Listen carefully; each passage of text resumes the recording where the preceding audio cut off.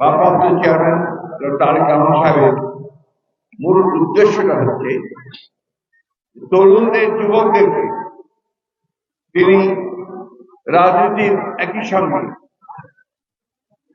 যে ক্রীড়াঙ্গনে তাদের যে পরিচালনা থাকা উচিত এবং এর সার্বিক যে সংগঠন আয়োজন এবং খেলাধুলার যে বিষয়টা সেটাতে জড়িত হওয়া উচিত, এটাই ছিল তার মূল লক্ষ্য। অর্থাৎ সত্যিকার অর্থেই তারেক রহমান সাহেব যে বাংলাদেশ নির্মাণের স্বপ্ন দেখেন, যে কথা তিনি বারবার বলেন যে তিনি একটা সত্যিকার অর্থেই একটা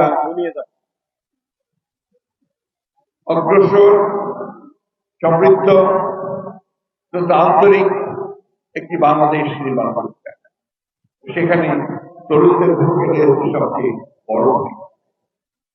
আমরা সম্প্রতি দেখেছি আগস্ট মাসে যে ভয়াবহ যে ফ্যাসিস্ট যে সরকার, তাকে উৎখাতের ব্যাপারে সবচেয়ে বড় ভূমিকা যারা পালন করছে তারা হচ্ছে ছাত্র এবং জনগণ।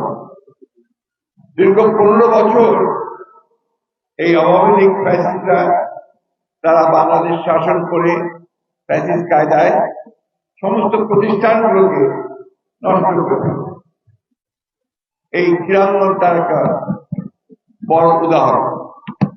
তো এই ক্রীড়াঙ্গনকে কোনদিন পূর্বে কখনোই দলীয়করণ করা হয় না, তারা এটাকে দলীয়করণ করে, যার ফলে আমরা পত্র পত্রিকায় দেখেছি যে সমস্ত মেধাবী ভালো ট্যালেন্টেড যে সমস্ত খেলোয়াড়রা ছিল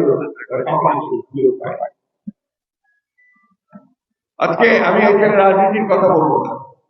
আমাদের এই যে নতুন যে যাত্রা শুরু হয়েছে, এই যাত্রায় আমাদের ক্রীড়াঙ্গনে আমাদের যে জিনিসটা সবচেয়ে বেশি দরকার সেটা হচ্ছে একটা অরাজনৈতিক একটা ঐক্য এবং মেধার চর্চা সবচেয়ে বেশি। সুযোগ যেন সবাই পায় এবং সেই সুযোগে সবচেয়ে ভালো খেলোয়াড় বেরিয়ে আসতে চায়।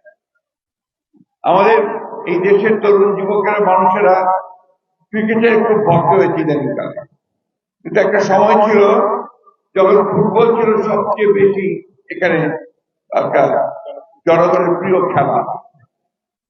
আমাদের আজকের সৌভাগ্য যে ঢাকা মহানগর উত্তরের যিনি সভাপতি দায়িত্ব পালন করেছেন, তিনি একজন জাতীয় ফুটবলার, জাতীয় দলের ক্যাপ্টেন। এটা আমাদের একটা বিরল একটা সৌভাগ্য। এবং আমি মনে করি এই যে একজন খেলোয়াড় রাজনীতিতে এসছে, এতে রাজনীতি কিন্তু সমৃদ্ধ, কারণ খেলোয়াড়দের যারা খেলাধুলার সঙ্গে জড়িত থাকে তাদের মনটা অনেক উদার হয় এবং তারা সমাজের বা যে সমস্ত আপনার কাজগুলো আছে, যেমন মাদক বা অন্যান্য বিষয়গুলো যা গ্রহণযোগ্য নয়, সেগুলো থেকে কিন্তু বেরিয়ে আসতে তারা সাহায্য করে। আজকে এই যে আয়োজন, এই আয়োজনের ভিতরে এটাও কিন্তু আমাদের ভারপ্রাপ্ত চেয়ারম্যান সাহেবের একটা উদ্দেশ্য, যে আমাদের তরুণরা যেন বিপথে না যায়, তারা যেন মাদক অন্যান্য যে অপরাধ জগতের সঙ্গে জড়িত না হয়, তারা যেন মাঠে আসে, যারা খেলছে তারা খেলবে এবং যারা দেখবেন তারা দেখবেন। এই যে নির্মল বিনোদন, এই বিনোদন আর কোথাও পাওয়া যায় না।